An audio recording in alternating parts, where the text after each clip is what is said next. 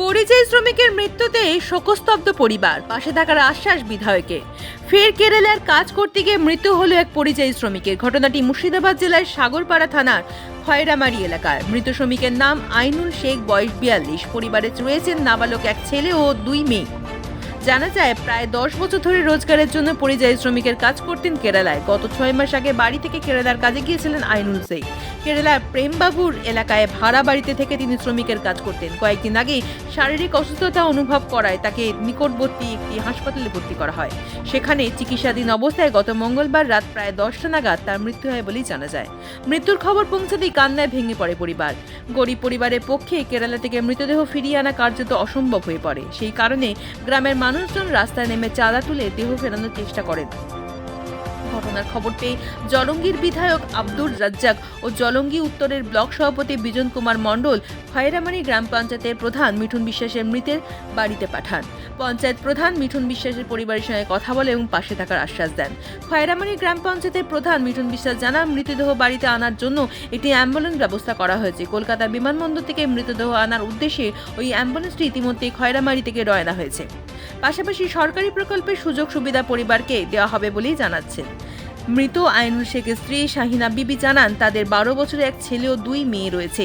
স্বামীহারা হয়ে কিভাবে সংসার চলবে, সন্তানের ভবিষ্যৎ কি হবে, এই চিন্তায় তিনি ভেঙে পড়েছেন। সরকারের কাছে আর্থিক ও সামাজিক সহযোগিতা আবেদন জানিয়েছেন। অসুস্থ ছিল আপনার ছেলে? হ্যাঁ, অসুস্থ ছিল।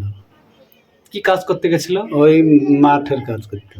আনারস বা অন্য ফুলের বাগানটা? কত বছর ধরে ওখানে কাজ করছে?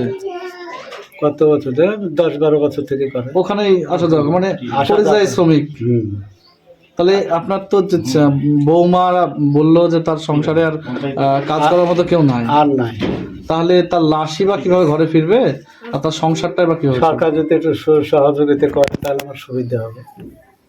আর কিভাবে মৃতদেহ আসবে? সাহেব আমাকে হেল্প করছে, মৃতদেহ আনার ব্যবস্থা করছে। হ্যাঁ, প্রধান সাহেব।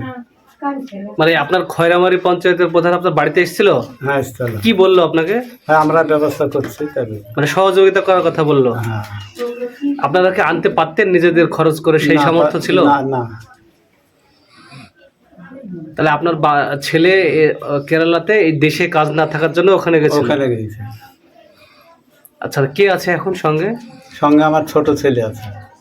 ও ছোট ছেলে ওখানে কাজ করে? ওখানেও কাজ করে। তাহলে আপনার ছেলে মেয়ে কটা?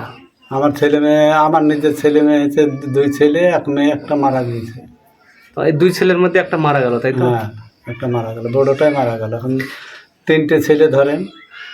আপনার বৌমা এবং একটা লাতি আছে, 2টো নাতনি আছে। হ্যাঁ। তাদের তো বিয়ে শাদী বা তাদের বা পেট চালানোর মতো কোনো পরিস্থিতি নাই।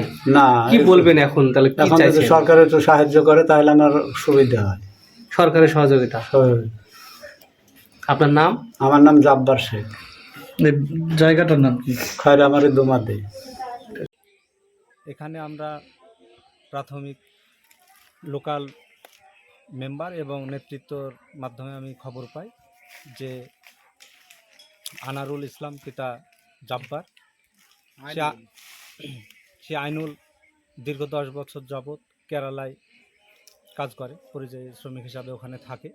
আনারসের কাজকাম বা বিভিন্ন রকমের সব শুনতে পেলাম, খুব দুস্থ ফ্যামিলি, এবং কলকাতা থেকে আনার জন্যে আমরা ব্লক নেতৃত্ব এবং আমাদের মাননীয় বিধানসভার বিধায়ক আব্দুর রাজ্জাক মহাশয়ের সঙ্গে পরামর্শ করে অ্যাম্বুলেন্সেরও ব্যবস্থা আমরা করেছি, সেগুলো পাঠাবো।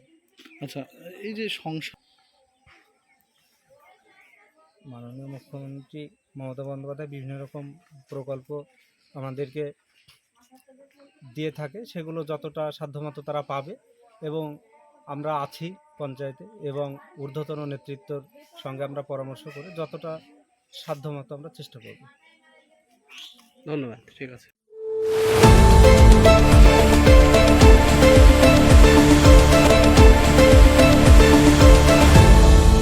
আপনারা দেখছেন এই বেলা বাংলা, শিরোনামে সবার আগে।